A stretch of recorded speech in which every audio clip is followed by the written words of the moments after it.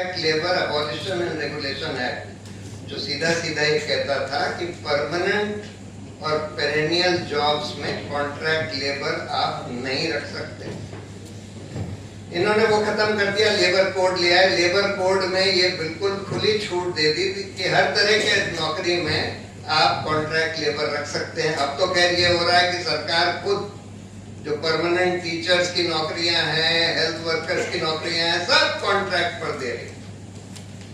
दूसरा इन्होंने ये किया कि कितने घंटे काम कराया जा सकता है उसको बढ़ा दिया। हर तरह की सोशल सिक्योरिटी बेनिफिट्स वगैरह जो आमतौर पर मजदूरों को मिलते थे वो सब हटा दिए। और जैसे आपको बताया गया कि न्यूनतम वेतन जो है वो नहीं बढ़ाया गया, उनके काम करने का समय तो बढ़ा दिया गया, लेकिन वही 10-12 हजार रुपए इन लोगों को वेतन दिया जा रहा है। तो ऐसी स्थिति में, और खासकर जब गैस वैस के दाम इतने बढ़ गए थे, गैस की इतनी किल्लत हो गई थी, तो लाजमी है कि अनरेस्ट होगा, लोग एजिटेट करेंगे। लेकिन ये लोग सब बहुत शांतिपूर्ण तरीके से एजिटेट कर रहे थे, अपनी बात रख रहे थे। लेकिन जैसा आपको बताया गया, देखिए ये जो इनकी टेक्निक है, अगर इनको सिर्फ उस आंदोलन को क्रश करना होता तो बगैर बाउंसर्स और बगैर अराजक तथ्यों को बीच में डाले हुए भी कर सकते थे कि पीसफुल प्रोटेस्ट के ऊपर लाठीचार्ज कर देते हैं, धारा 144 लगा देते हैं, ये सब करते हैं। लेकिन अगर इनको इस तरह का क्रैकडाउन करने की जरूरत होती है, जैसा किया गया कि जितने लीडर्स हैं उनको सबको अरेस्ट कर लो, लोगों को बहुत बेरहमी से पीटो, तो उसके लिए इनको कुछ एंटी सोशल एलिमेंट्स को बीच में डालकर और खुद वहां पर वायलेंस भड़कानी होती है, वायलेंस करवानी होती है। और यही ऐसा लगता है कि यहाँ पर कराया गया। और फिर उस वायलेंस की आड़ में फिर आप बहुत ब्रूटल तरीके से लोगों को मार पीट लेते हैं, उसके बाद उन लोगों को जेल में डाल देते हैं। देखिए ये जो पैटर्न है ये दिल्ली राइट्स के केसेस में भी देखा गया।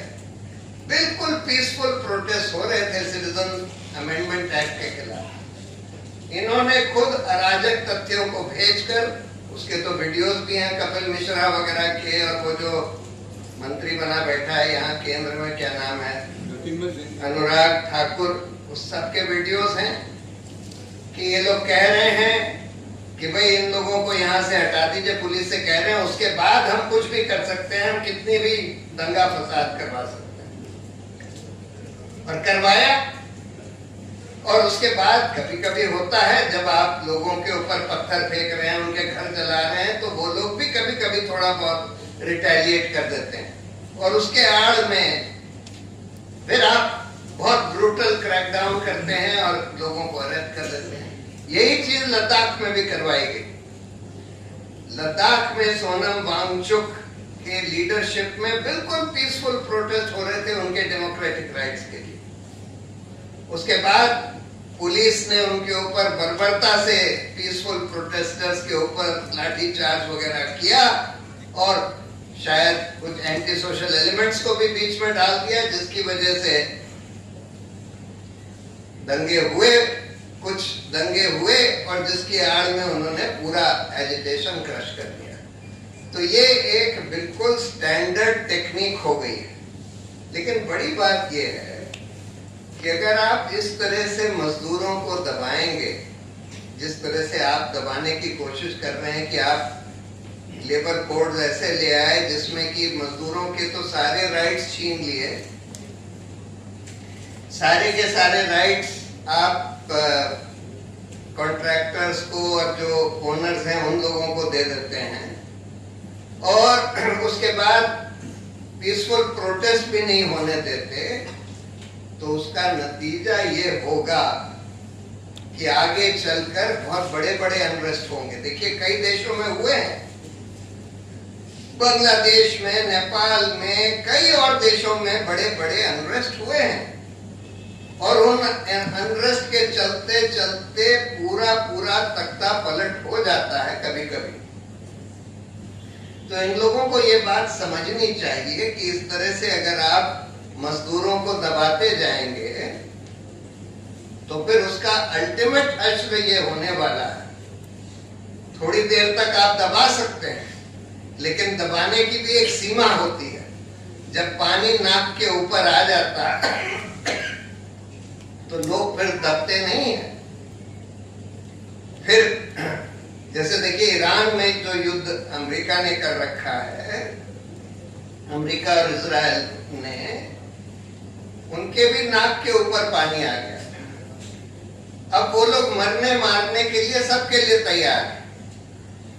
तो खुदा ना खास्ता अगर आप इस तरह से बिहेव करेंगे हिंदुस्तान के मजदूरों के संग, तो वो दिन दूर नहीं है जब मजदूरों को भी लगेगा अब तो पानी नाक के ऊपर से निकल गया, अब फिर अराजकता फैलेगी। इस तरह से अगर आप करेंगे तो अराजकता फैलेगी, पूरे देश में फैलेगी।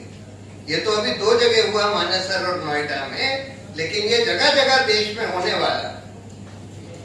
इसलिए सरकार को ये बात समझ लेनी चाहिए कि इस तरह से मजदूरों को दबाना सबके लिए नुकसानदेह, किसी का इसमें फायदा नहीं होने वाला।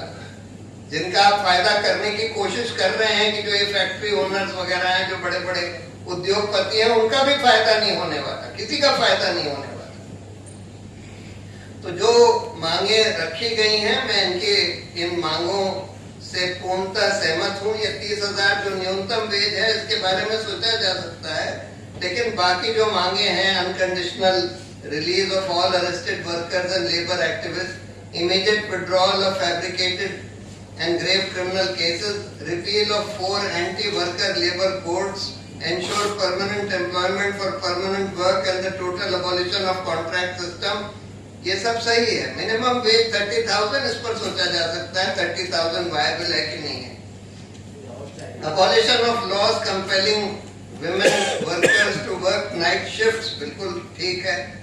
Legal action against officials and police personal responsible for लाठी चार्ज ऑन वर्कर्स, बिल्कुल ठीक है। सारे डिमांड्स जो इसमें रखे गए हैं बिल्कुल सही हैं, जस्टिफाइड है, जायज। तो मैं पूरी तरह से इन मजदूरों का, इन यूनियंस का समर्थन करता हूं और इसमें एक वो जुडिशियल इंक्वायरी की भी डिमांड होनी चाहिए कि there should be an impartial judicial inquiry. वैसे आजकल जो हो गया है, सरकार अपने ही पिट्ठू को, कोई पिट्ठू जज कितने सारे बैठे हुए हैं, रिटायर्ड इतने सारे पिट्ठू जज हैं सरकार के, किसी पिट्ठू जज को बना देती है।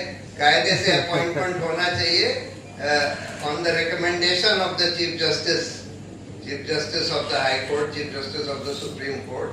सरकार खुद अपने आप से जो जज जुडिशियल इंक्वायरी करेगा उसका नाम ना बताए। यही मैं कहना चाहता था। बहुत बहुत धन्यवाद।